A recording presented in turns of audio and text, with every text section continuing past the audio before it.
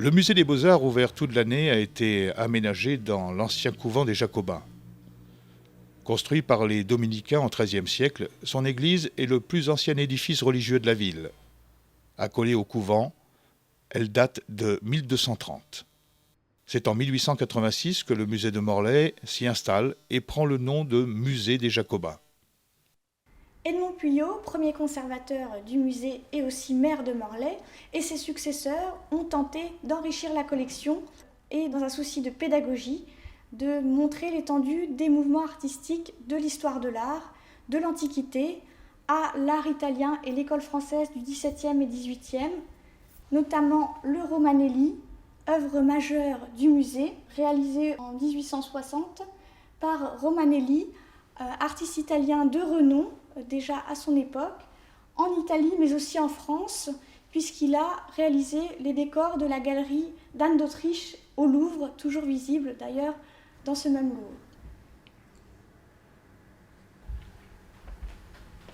Les marines, représentées par des peintres normands et bretons du XIXe siècle, composent l'essentiel de la collection du musée de Morlaix. On en trouve ici deux beaux exemples, deux marines, un grand format et un petit format, réalisés par le peintre normand Eugène Boudin. Ce grand format, intitulé Un grain, représente des bateaux dans la tempête au large de la Seine, et le grand format s'explique par le fait que ce tableau était véritablement destiné au salon, c'est-à-dire destiné à être vendu et montré aux conservateurs de France pour intégrer les collections des musées de province. Ce tableau est donc d'un style relativement conventionnel, contrairement à ce petit format qui représente des bateaux échoués sur la plage de Trouville, qui a un style clairement impressionniste.